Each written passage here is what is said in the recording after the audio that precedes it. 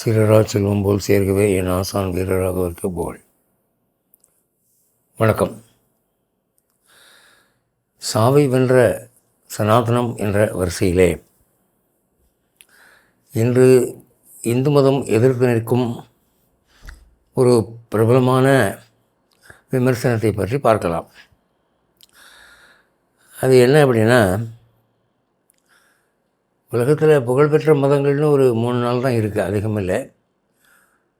மதங்கள் நிறையா இருந்தால் கூட லோக பிரசித்தமாக இருக்கக்கூடியது ஒரு 3 நாள் தான். அதில் கிறிஸ்தவ மதத்தை சேர்ந்தவர்கள் 200 கோடி இருக்கிறாங்க, இஸ்லாத்தை சேர்ந்தவர்கள் 150 கோடி இருக்காங்க. பௌத்த மதம்னு எடுத்துக்கிட்டிங்கன்னா சைனா ஜப்பான் பூரா அவங்க தான். இந்தியாவில் தான் அந்த மதம் தோன்றியது, பட் இங்கே அது இல்லை, அங்கே போயிடுச்சு. அதே மாதிரி இந்தோனேஷியாவிலலாம் பார்த்திங்கன்னா பௌத்த மதம் தான் ரொம்ப பிரசித்தமாக இருக்குது. ஆனால் இங்கே இந்து மதம் இவ்வளவு தூரம் செறிவுள்ளதாக, பொருள் உள்ளதாக, உலகினரை ஈர்க்கக்கூடியதாக இருக்கிற ஒரு மதம்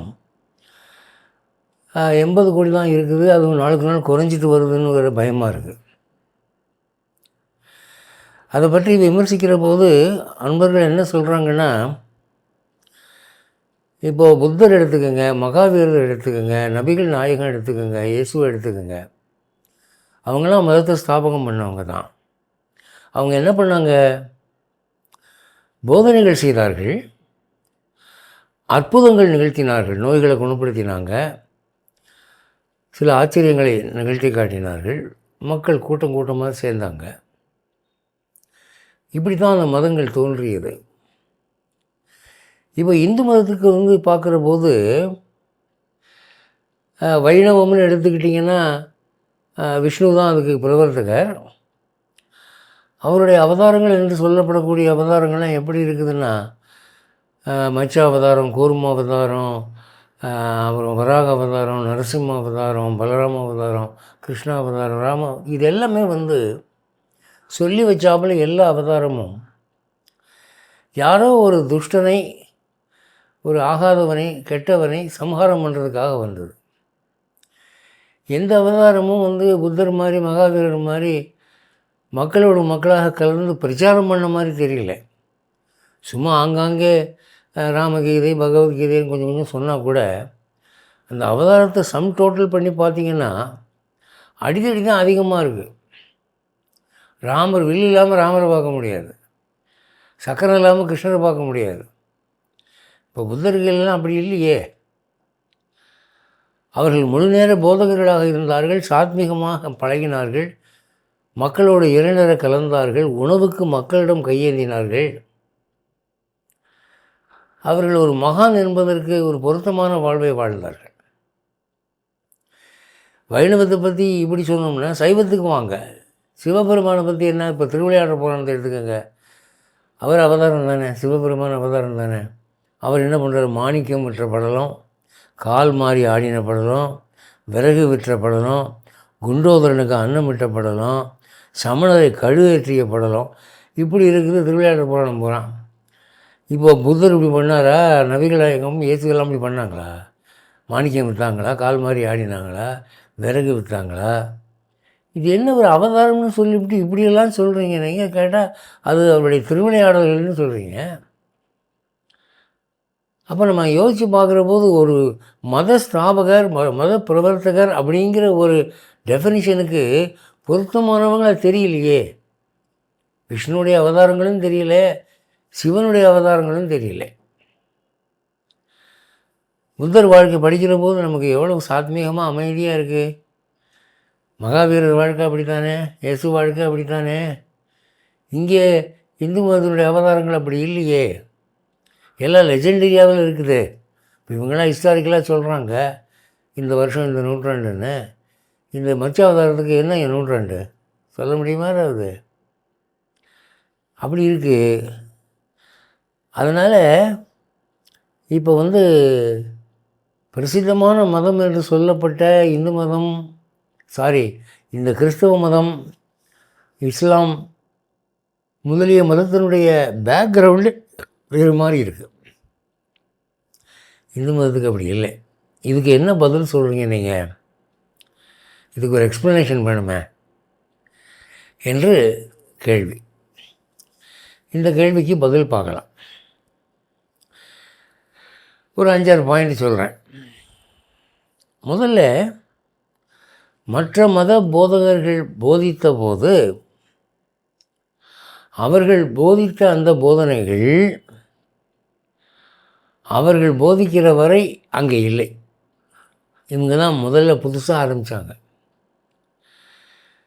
இப்போது நபிகள் நாயகமாகட்டும், இயேசுவாகட்டும், புத்தராகட்டும், அவங்க போதனைகள்லாம் மக்களுக்கு புதுசாக இருந்தது. ஏற்கனவே இருந்த ட்ரெடிஷனை மாற்றினாங்க. அந்த மாதிரி இருந்தது. இங்கே அப்படி இல்லையே. இந்து மதத்தை எடுத்துக்கிட்டிங்கன்னா ஒரு குறிப்பிட்ட நபர், புத்தரோ மகாவீரரோ புதுசாக ஒன்றும் போதனை சொல்லலை. காலங்காலமாக ரிஷிகள் சொல்லிவிட்டு போனவை தான் இங்கே மத போதனைகளாக இருந்தன. ரிஷிகள் எத்தனை பேர்? 1-2? நூற்றுக்கணக்கான பேர். காலமாக ஆயிரக்கணக்கான ரிஷிகள் போயிருக்கிறார்கள். அவங்கெல்லாம் எழுதி வைத்துட்டு போன அந்த போதனைகளை அவதாரங்கள் வாழ்ந்து காட்டினார்கள், பிரபலப்படுத்தினார்கள். சங்கர ராமானுஜர் போன்ற ஆச்சாரியர்கள் கூட அதுக்கு பிரசித்தப்படுத்தினார்களே தவிர யாரும் சொல்லாத புதுசாக கருத்தை மதுவரும் சொல்லலை, சங்கரரும் சொல்லலை, ராமானுஜரும் சொல்லலை. ஏற்கனவே வேதங்களில் இதிகாசங்கள் இருக்கிற விஷயங்களை, ரிஷிகள் எடுத்து சொல்லிய விஷயங்களை அவர்கள் மேற்கோள் காட்டி இன்ன புராணத்தில் இன்ன இதிகாசத்தில் இப்படி இருக்குது, அதை கவனித்து பாருங்கோ, அந்த மாதிரி இருங்கோன்னு சொல்லிட்டு போனாங்க. தசாவதாரமும் அப்படி தான், சைவத்தில் இருக்கிற சிவனுடைய அவதாரமும் அப்படி தான். அப்போ இந்த ஒரு பேசிக் டிஃபரன்ஸ் நீங்கள் பார்க்குற போது நம்ம என்ன கண்டுபிடிக்க வேண்டி இருக்குது அப்படின்னா, பொதுவாகவே சமுதாயத்தில் மக்களுக்கு புதுமைனா ஒரு நாட்டம் இருக்கும். இப்போ பழைய படத்தையே பார்த்து பார்த்து போர் அடித்தவனுக்கு புதுசாக ஒரு கதாநாயகன் வந்திருக்கானா அதுக்காகவே போவான். இவன் நல்லா நடிக்கிறானா இல்லையாங்கிறது கிடையாது. இதுவரை இல்லாத இளமை புதுமை வந்திருக்கு, பார்ப்போம். புதுமைக்கு எப்பவுமே வரவேற்பு உண்டு. உங்களுக்கு புடவை கடையில் டிசைன் புதுசாக வந்தால் கூட்டம் வரும், சினிமா புதுசாக வந்தால் கூட்டம் வரும், கட்டணம் புதுசாக இருந்தால் கூட்டம் வரும். அப்போது இந்த புதுமை ஒரு முக்கிய காரணமாக இருந்தது. அடுத்தது, இந்த சமுதாயம் இவர்களெல்லாம் போதிக்கிறதுக்கு முன்னாலே எப்படி வாழ்ந்தார்கள் அப்படிங்கிறத பார்க்கணுங்க. அதை நீங்கள் வருத்தப்படாமல் உணர்ச்சி கொந்தளிப்புகளுக்கு இடம் கொடுக்காமல் பார்க்கணும். இப்போ நான் சொன்ன இந்த போதகர்கள் யாருக்கு போதித்தார்களோ, யார் மனம் மாறினார்களோ, அவர்கள் வாழ்க்கை அதுக்கு முன்னால் வர ரொம்ப பின்தங்கிய வாழ்வாக இருந்திருக்கிறது. கலாச்சார பின்னங்கள் இருந்தது. ரொம்பவும் ஒரு காட்டு முராடித்தனமான சமுதாயமாக இருந்த ஒரு சமுதாயத்தை தான் நபிகள் நாயகம் மாற்றினார். அவர் இயேசுவும் அதான் சொன்னார், கண்ணுக்கு கண் பல்லுக்கு பல்லு நீங்கள் இது வரைக்கும் செய்து வர்றீங்க, நான் அதெல்லாம் மாற்ற வந்திருக்கேன், அது தப்பு, மன்னிக்க பழகிக்கொள்ளுங்கள் என்று புது போதனை சொன்னார். அப்போ அதுக்கு முன்னால் வரைக்கும் இருந்த சமுதாயம் கல்ச்சரலி பேக்வேர்டு. இங்கே இந்து மதத்தில் அப்படி இல்லை. மச்சாவதார காலத்துக்கு முன்னால் இருந்தே ரொம்ப கலாச்சாரத்தினுடைய உச்சக்கட்டத்தை எட்டிய ஒரு சமுதாயம். அதெல்லாம் கிருதயுக காலம். கிருதயுகத்தில் மனிதர்களில் யாருமே பொய் சொல்லலை, யாருமே திருடலை, எல்லோருமே உத்தம பிராமணர்கள் போல் இருந்தார்கள்னு சொல்லியிருக்கு.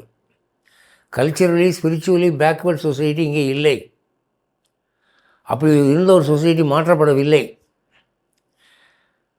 ஆனால் மற்ற மதங்கள் அப்படி இல்லை. ஸ்பிரிச்சுவலி அண்ட் கல்ச்சரலி பேக்வேர்டாக இருந்த ஒரு சமுதாயத்தை அந்த மத போதகர்கள் புதுசாக மாற்றினாங்க. இப்போ பௌத்த மதம் எடுத்துக்கிட்டிங்கன்னா, புத்தர் என்ன சொன்னார்? யாகம்னு சொல்லி ஆடு மாடெல்லாம் வெட்டுறீங்க பார்த்தீங்களா, இது பாவம், இது நல்லா இல்லை என்று சொல்லி அது ஒரு காட்டு முராடித்தனங்கிற மாதிரி போஸ்ட் பண்ணார். இங்கே ஒரு ஆடு கத்த வெட்டுறீங்க, அந்த ஆடு அங்கே போய் தேவலோகத்துக்கு போய் சேருதுன்னு சொல்கிறாங்க, இது எப்படிங்க நம்புவீங்க நீங்கள்? இப்படி கேட்டார். அப்போ யாகங்கள் நின்று போயின. புத்த மதத்துக்கு புதிதாக வந்தவர்கள் என்ன நினச்சாங்க, இது வரைக்கும் நம்ம ஒரு பேக்வேர்ட் சொசைட்டியாக இருந்திருக்கோம், இவர் தான் இப்போ நமக்கு புதுசாக நாகரிகத்தை சொல்லித்தரார் அப்படின்னு அவங்க நினச்சாங்க. அது ஒரு காரணம் அந்த மதம் வேகமாக பரவினதுக்கு. அடுத்தது இந்த இந்து மதமானது எப்போல்லாம் ஒரு ரிஷி வந்தாரோ அப்போல்லாம் ரிஜுவனேட் ஆச்சு. அவர் ஒரு ஸ்தாபகர் மாதிரி தான். ஒவ்வொரு ரிஷியும் ஒரு புத்தர் தான், ஒரு மகாவீரர் தான், ஒரு இயேசு தான், ஒரு நபிகள் நாயகன் தான். ரெஜுமினேஷன் பண்ணிட்டு போயிட்டாங்க. எல்லா ரிஷிகளும் அற்புதங்கள் பண்ணினார்கள். யாகங்கள் மூலமாக நேரடியாக பெரிய பெரிய அதிசயங்களை நிகழ்த்தி காட்டினார்கள். அதில் நீங்கள் ஒரு விஷயம் கவனிக்கணும். இந்த முகலாயர்களும் வெள்ளையர்களும் இந்த நாட்டுக்கு வர்றதுக்கு முன்னாலே, இன்னும் சொல்ல போனால் பௌத்த மதம் பரவுறதுக்கு முன்னாலே இந்தியா முழுக்க ஒரே ஒரு மதம்தான் இருந்தது, அது இந்து மதம். தசரதன் காலத்தில் காஷ்மீர் தொடங்கி கன்னியாகுமரி வரை இந்து மதம் தான் இருந்தது. இப்படி ஒரு பெருமையை நீங்கள் உலகத்தில் எந்த மதத்துக்கும் பார்க்க முடியாது. அப்புறம் பின்னால் ஏற்பட்ட ஒரு கலாச்சார சீரழிவினால் சில மாற்றங்கள் நிகழ்ந்தன. அப்புறம் ஒரு முக்கியமான விஷயங்க, ஒரு மதம் பரவணும்னா, அதாவது நியூமரிக்கலி ஸ்ப்ரெட் ஆகணும் அப்படின்னா ஒரு ஸ்ட்ராங் கவர்மெண்ட் சப்போர்ட் வேணுங்க. இப்போ பிரிட்டிஷ்காரன் உலகத்தை ஆண்டான். Sun never sets in British empire. சூரிய அஸ்தமனமே ஆகிறது இல்லை ஆங்கிலேய சாம்ராஜ்யத்தில்னு சொன்ன மாதிரி உலகம் பூரா அவன் ஆண்டான். அவன் அங்கே போன இடத்துலலாம் அவன் தன்னுடைய மதத்தை பரப்பினான். தன் மதத்துக்கு வர்றவங்களுக்கு கவர்மெண்ட்டில் சலுகை கொடுத்தான், எம்ப்ளாய்மெண்ட் கொடுத்தான், அது ஸ்காலர்ஷிப் மாதிரி சலுகைகள் கொடுத்தான், ஆஸ்பத்திரியில் இலவச வைத்தியம் பண்ணினான். எந்தெந்த வகையில் தன்னுடைய மதத்தை பரப்ப முடியுமோ அந்தந்த வகையில் அவன் நேரடியாகவும் மறைமுகமாகவும் பண்ணினான். அதே போல் தான் முகலாய சாம்ராஜ்யம் இங்கே இந்தியாவில் இருந்தபோது ஒரு 1000 வருஷம் அவங்க ஆண்டார்கள். இங்கே இருக்கிறவங்கலாம் அந்த அரசாங்கத்தினுடைய உந்துதலாலே மாறினவர்கள். சாம்ராட் அசோகன் சும்மா இருந்தானா? அவன் பௌத்த மதத்துக்கு போனானே, தான் மாறினதோடு விட்டானா? அவன் பர்மாவெல்லாம் தாண்டி இலங்கைக்கெல்லாம் போய் பௌத்த மதத்தை பரப்பினான். இந்தியா முழுக்க எங்கே பார்த்தாலும் பௌத்த மதம் தான். இன்றைக்கி இந்தியாவுக்கு எது அடையாள சின்னம்னா இந்த ஸ்தூபி, அசோகனுடைய ஸ்தூபி தான் அடையாள சின்னம். அந்த அளவுக்கு ஆகிப்போச்சு. அப்போ அசோகன் என்ற ஒரு கவர்மெண்ட் பவர் இருந்ததுனால பௌத்த மதம் இந்தியா முழுக்க பரவிச்சு. அதுபோல் பிரிட்டிஷார் என்ற கவர்மெண்ட் பவர் இருந்ததுனால கிறிஸ்தவ மதம் பரவியது. அதனால தான் இன்றைக்கி 200 கோடி அவன் போன இடத்துலலாம் அவன் மதத்தை விதைச்சானே தவிர அந்த மதத்தை சேர்ந்தவங்களாம் அந்தந்த மதத்தை தரவாக புரிஞ்சு வச்சுருந்தாங்களா? அவங்களுக்கு அவங்க மதநூல் மனப்படமாக தெரியுமா? எதை பற்றி எது சட்டங்கிறது அவங்களுக்கு தெரியுமா? தெரியாது. சும்மா பேருக்கு அவங்க அந்த மதத்தில் இருந்தாங்க, ரோல் சேர்ந்தாங்க, அவ்வளோதான். அட்மிஷன் ரோலில் அவங்க பேர் இருக்கும். அந்த மதத்தை பற்றி அவங்க தெரிஞ்சுக்கிட்டது ரொம்ப கம்மி. இங்கே அப்படி இல்லை. இந்து மதத்தில் யாரும் மாற்றலை, யாரும் கத்தியை காட்டியோ காசை காட்டியோ மாற்றலை. இவன் தானே மாறியவன், உணர்ந்து மாறியவன், இதில் உண்மை இருக்குது என்று மாறியவன். அதை நீங்கள் கவனிக்கணும். அப்படிப்பட்ட ஒரு மதத்தில் 80 கோடி பேர் இன்றைக்கி வரைக்கும் இருக்கிறான். எவ்வளவோ அந்நிய தாக்கம் ஏற்பட்டும் அது குறையலைன்னு சொன்னால் அது எவ்வளோ பெரிய அதிசயம். நீங்கள் அதை யோசிக்கணும்ல. அப்புறம் இந்த உலக புகழ்பெற்ற மதங்கள்னு சொல்கிறாங்களே 200 கோடி 150 கோடின்னு, அங்கே ஒரு முக்கியமான விஷயம் நீங்கள் கவனிக்கணுங்க. இந்து மதத்தில் இருக்கிற ஆச்சார கெடுபிடிகள் அங்கே இல்லை. இந்து மதம் இருக்கே அப்பா, மாத விளக்குன்னா போச்சு தீட்டு, அப்புறம் எடுத்ததுக்கெல்லாம் தீட்டு, 10 நாள் தீட்டு, 30 நாள் தீட்டு, 2 மாதம் தீட்டு, பகலில் தூங்கக்கூடாது, தும்மல் வந்தால் போய் குளிக்கணும், சாப்பிட்ட பிறகு 14 தடவை கொப்பளிக்கணும், தூங்குகிற போது கிழக்கு தலை வச்சு படுக்கணும், ஆட்டுக்கல்லை மிதிக்கக்கூடாது, அம்மிக்கல்லை மிதிக்கப்படாது, என்னென்னவோ ஏகப்பட்ட சட்டங்கள் சொல்லி இங்கே ஒரு வரன்முறை வைத்திருந்தார்கள். இந்தியாவில் பிறந்தவனுக்கு தான் அது கடைப்பிடிக்க முடியும், இங்கேயும் எல்லோரும் கடைப்பிடிக்க முடியாது. வேறு அந்த உலக புகழ்பெற்ற மதங்களில் ஆச்சார கெடுபிடிகள் இல்லை. குளிக்காமலே கோயிலுக்கு போகிறவங்க எத்தனை பேர்? மாதவிலக்கான பெண்கள் கோவிலுக்கு போகிறவங்க எத்தனை பேர்? அவங்க மதம் தடுக்கலை. அங்கே வந்து இங்கே கட்டாயம் என்று சொல்லப்பட்ட ஆச்சாரங்கள் அங்கே இல்லை.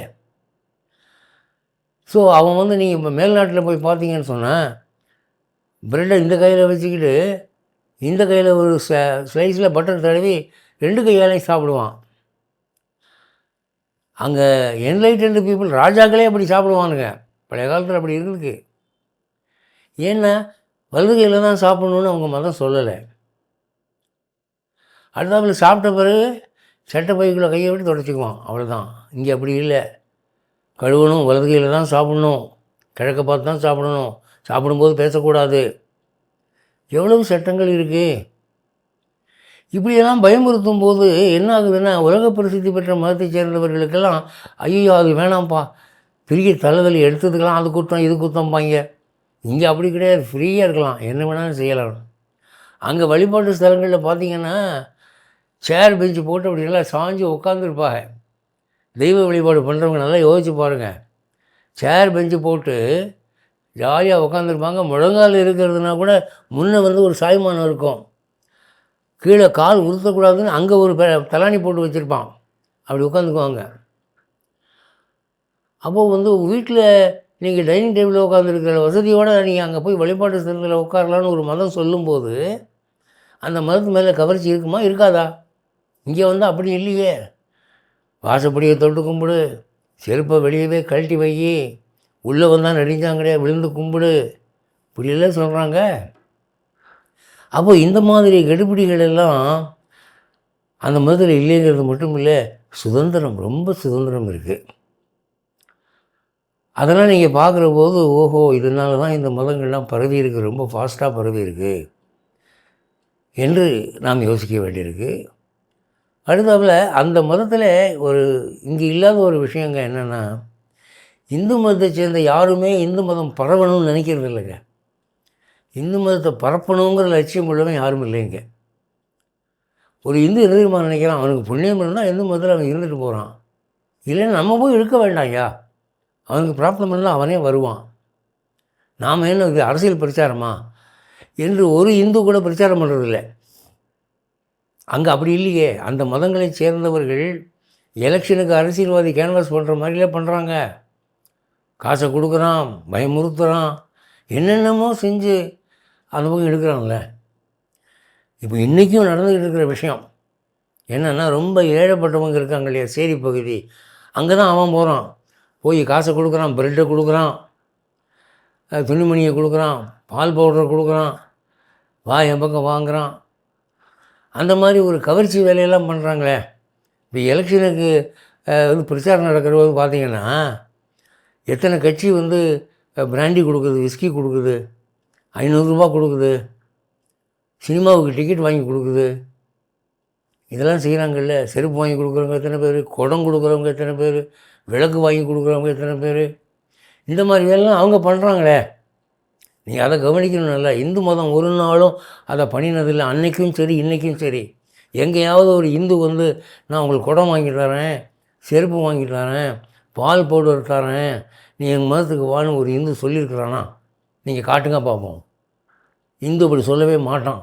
ஏன்னா அவனுக்கு தெரியும் யார் யார் தலையில் என்ன எழுதியிருக்குதோ அதுதான் நடக்கும். இதில் என்ன வந்து லேசோவிங் என்ன வேண்டியிருக்குது, தூண்டி போட்டு இழுக்க வேண்டியிருக்குது, அது தேவையில்லை, இட் இஸ் ஃபூலிஷ்னஸ் அப்படின்னு அந்த மாதிரி அவன் போகிறான்.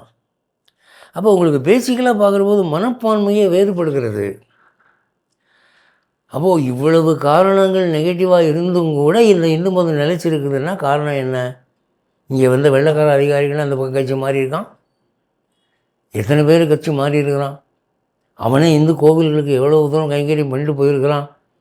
இன்றைக்கி மேல்நாடுகளில் இருக்கக்கூடிய எல்லா யூனிவர்சிட்டிலையும் உபனிஷதங்கள் இருக்குது, இந்து வேதங்கள் இருக்குது, இங்கே இருக்கக்கூடிய புஸ்தகங்கள்லாம் அங்கே இருக்குது. நம்ம திருக்குறள் இருக்குது சார் அங்கே, தெரியுமா? காரணம் என்ன? இவை தம்மிலேயே சிறப்புடையவை, பிரச்சாரத்தினால் சிறப்படையவில்லை, தம்முடைய சொந்த சிறப்பினாலே மற்றவர்களை சுண்டி இழுத்த புத்தகங்கள் இதெல்லாம். கருத்துக்களும் அப்படி தான் இருந்தது. ஆகவே இங்கே வந்து ஈர்ப்பு இருக்குது அப்படின்னு சொன்னால் அது சிறப்பினாலே, வேறு விஷயத்தினாலே இல்லை. அங்கெல்லாம் ஈர்ப்பு இருக்குதுன்னா மதம் தவிர மதமல்லாத பல கவர்ச்சி விஷயங்களை காட்டி இருக்கிறார்கள். அந்த மாதிரி முயற்சிகள் இங்கே இல்லை.